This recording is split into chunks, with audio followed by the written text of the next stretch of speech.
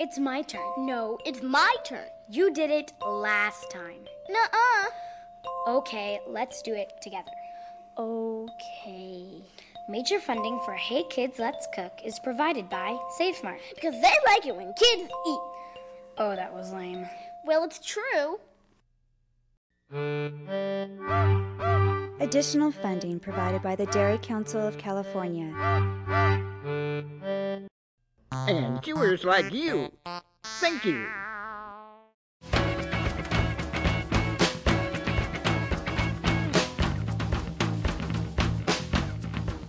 It's time for Hey Kids, Let's Cook. Hi, I'm Emma. I'm Kayla. I'm Riley. I'm Sydney. Hi, my name is Lindsay. I'm Brent. I'm Asia. Hi, I'm Nathan. I'm Liliana. I'm Mariah.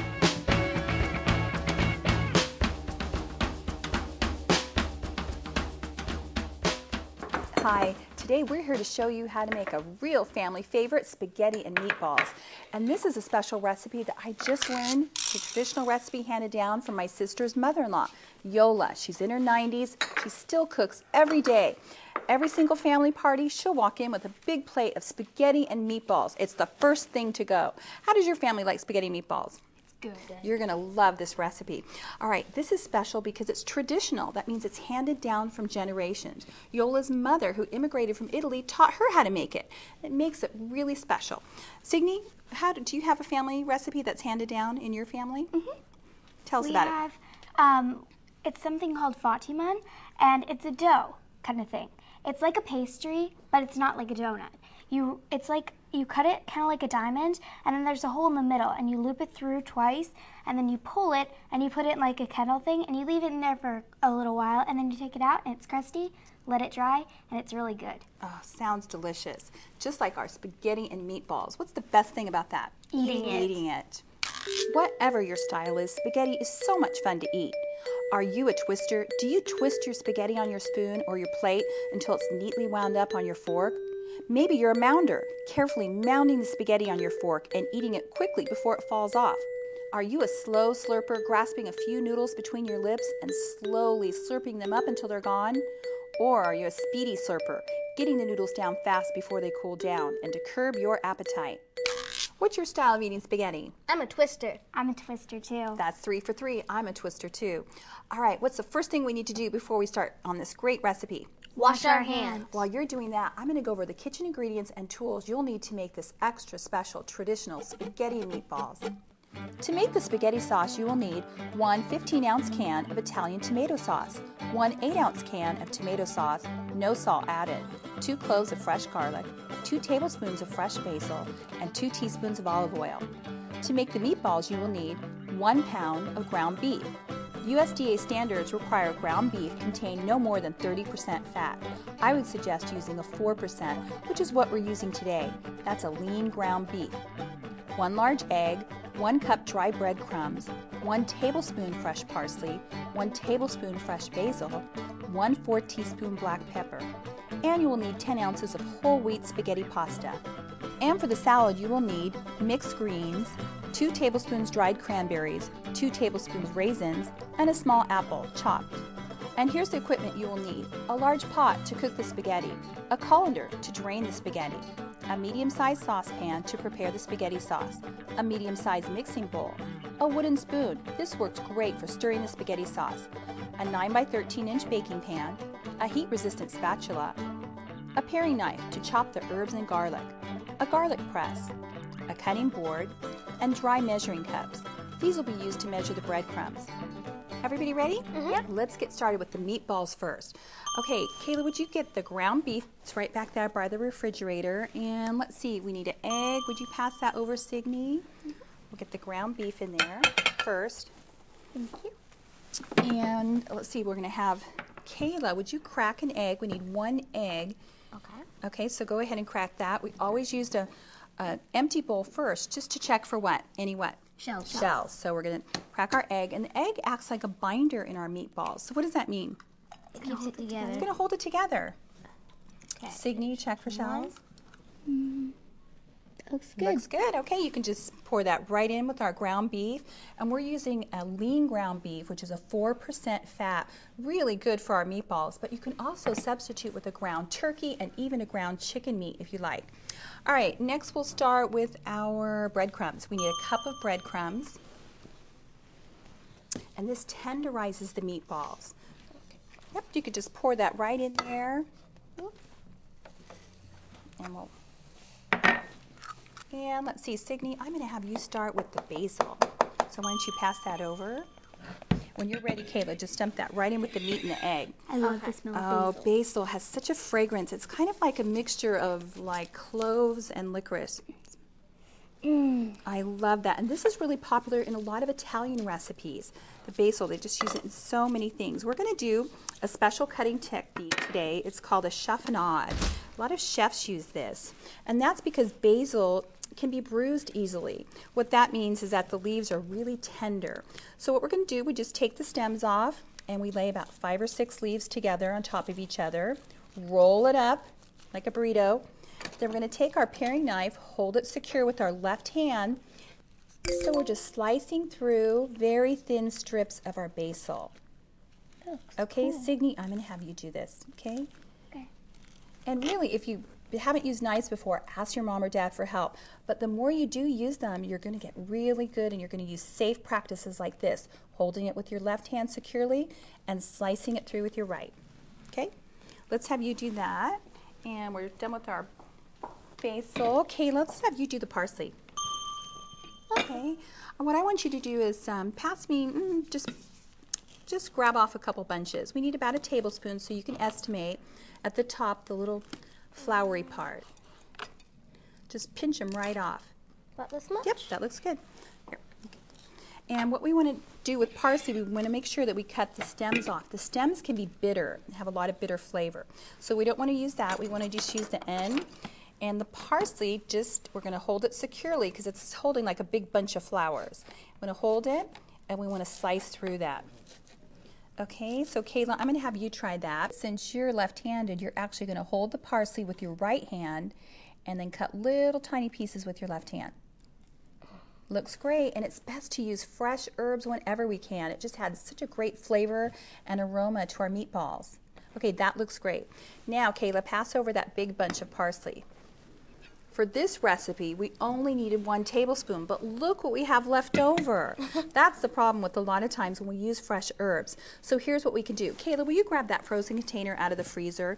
These can actually be frozen very well, and they last several months. So you're just going to chop them just like you would do that, and you're going to find a recyclable container that you can label, and then add your parsley inside that. Find it? Mm-hmm. Okay, so here's what I do at my house. I just label it with the date that I put it in, and then whenever I need, just like today, 1 tablespoon, I've got my parsley ready to go, and just for several months, it's nice and fresh. All right, grab the bowl, Signe. We're going to add our herbs in. Go ahead and sprinkle all that parsley in, Kayla. And would you sprinkle about half of our basil in? We just need 1 tablespoon there. So sprinkle that over the top. Now for the fun part. You guys get to mix it together. Yes. The only way you can do this with proper, just getting all the ingredients mixed together, you got to get in there with your hands. Go for it. Yes. Got to get all those spices mixed in, the egg, the breadcrumbs. And you know what? We need to get our pepper in there. So keep going. I'm going to reach back here. That's awesome. Oh, I feel the egg. And I'm going to sprinkle in the pepper. We need Oh just a 1/4 teaspoon of pepper. No salt in this recipe. Remember, our sauce is going to have a little bit in the tomatoes, so we don't need to add any salt. It's gooey. Messy. Yeah. That's the fun part about cooking, when you get to use your hands. And we've got our lightly greased baking pan. This is a 9 by 13 baking pan. It's going to hold 11 or 12 meatballs just right. Looks good, guys. Look at the bottom of the bowl. Dig way down there. Is there any breadcrumbs that didn't get mixed in? Just a little bit. Just a little? Okay. All right, let's grab some of the meatball mixture together, and we're going to roll these about the size of a golf ball. And look, it's just the right proportions of breadcrumbs and egg and ground beef. It doesn't stick to your hands. Too big. Okay, so we're going to line them up so they don't touch. And look at our meatball. Did we do it right? Kayla, you did it. So this will be enough for your family. You'll each get 2. These meatballs are huge. They're going to shrink down just a little bit when you cook them. Then they're going to go in the sauce probably for about 2 to 3 hours. Sound like a long time? Yeah. That's how long it takes to make them nice and tender, and then the flavors from the sauce get absorbed into the meatballs. Are delicious. Now remember, I was telling you this is an extra special recipe from my sister's mother-in-law, and her mother taught her how to make this recipe. Her name was Giovanna Picozzi. Now Giovanna, she was from Italy, a little town called Marzano Appio, and she made it there, and she immigrated all the way to Rhode Island, to Providence, Rhode Island, and brought this recipe with her. So this is authentic. Sydney, can you put this on the edge? I can't reach. How many do we have now? 1, 2, 3, 4, 5, 6, 7, 8, 9, 10, 11. 11. Okay, and that's the probably last like- one. I think we'll add a little bit more. Let's see. This one's a little bit small.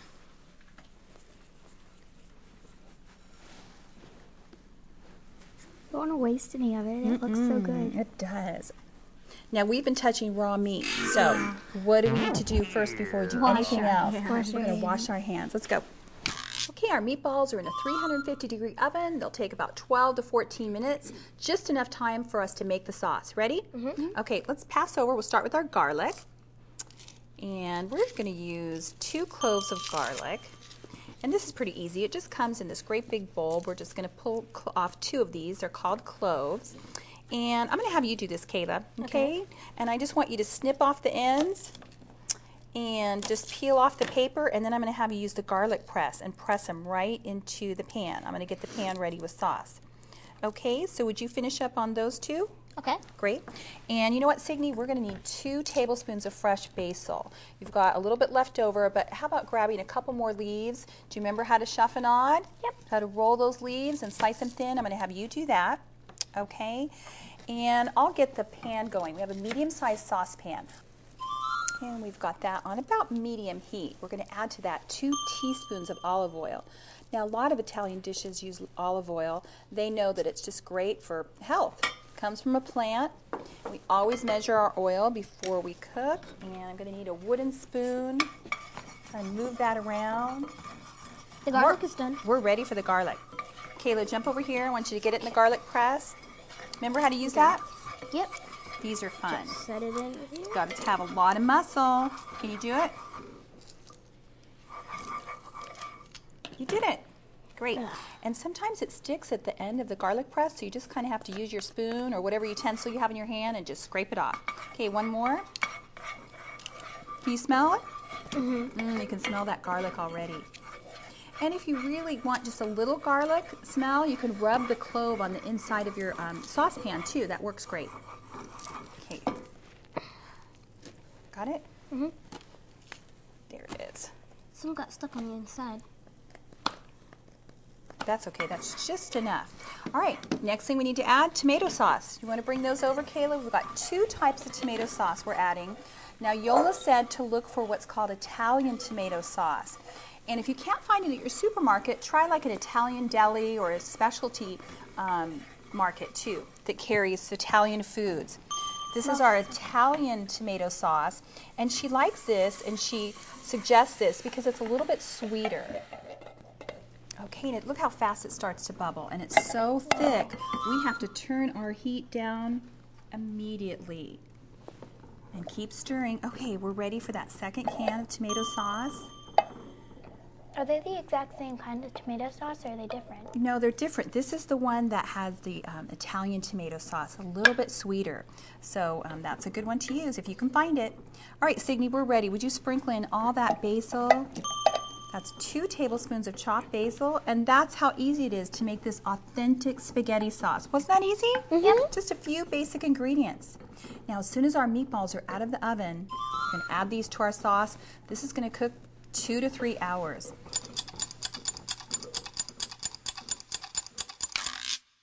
Our meatballs are out of the oven. Yum. Great job stirring. All right, you guys are going to help me lower them into the spaghetti sauce. Yes. Okay, just grab one. Don't touch it with your fingers. It's I don't very wanna drop hot. it. and we're going to slowly lower them into the sauce. If you drop them, it could splatter on you, so be careful. And I'm going to just turn them over and cover them. And these are going to cook, and the flavor of the sauce is going to get right inside the meatball, but it's also going to tenderize our meatball. There you go. Don't drop, don't drop, don't drop. Yay. Yay, got it. This is hard. You can do it. It's hard and fun at the exact same time. I know. You have to be coordinated, huh? Yeah. Yeah. And I'm not coordinated. There you go. Nice work. There's room for 3 more. This is just enough room to cover the 12 meatballs. 12 meatballs? Yum. I'm going to eat them all. This has got to simmer now. So we have to simmer them in the sauce 2 to 3 hours. Now that could be a safety thing. You know, you guys, you can't leave the kitchen, you can't leave the house when you're simmering recipes like spaghetti sauce because it could be dangerous, could burn. So this is a perfect time. Crank out the books, get your homework done. Well, that sounds like so much fun. We'll get right to that. All right, well what we're going to do is we're going to put our lid on, and this is going to simmer. And when we come back, we're going to just throw together a quick salad and get our noodles boiling. It's going to be super simple. Okay, we've got our water boiling in our stock pot. See that? How do we know it's ready? What are we looking for? Bubbles. See them? Yep. Okay, we've got 2 quarts or ½ gallon of water in our stock pot. And that equals 8 cups, so we're always doing math in the kitchen, aren't we guys? Okay, pass over the pasta. We've got to get our spaghetti going. This will take about 10 to 12 minutes to boil. Now look what we have today, you guys. We've got 2 totally different types of spaghetti. We've got our whole wheat pasta over here, and we've got our regular spaghetti. What's the difference? What do you see? That one's brown and that one's gold. This is the difference is color. It's got a lot more of the whole grain in it, so it's going to add nutrients and fiber. And what does your mom say to that? It's good. It's a good idea. So grab a small section, and we're just going to slowly lower it into our steaming pot. And be careful, because steam can also cause burns. Even though it doesn't look like it's hot, it can cause burns. I'm going to get our spoon, and we're going to stir that down.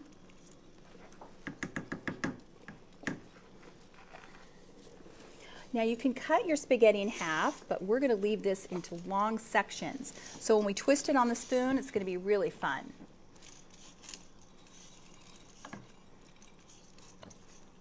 Okay, we're doing our whole wheat pasta. Almost got it down there.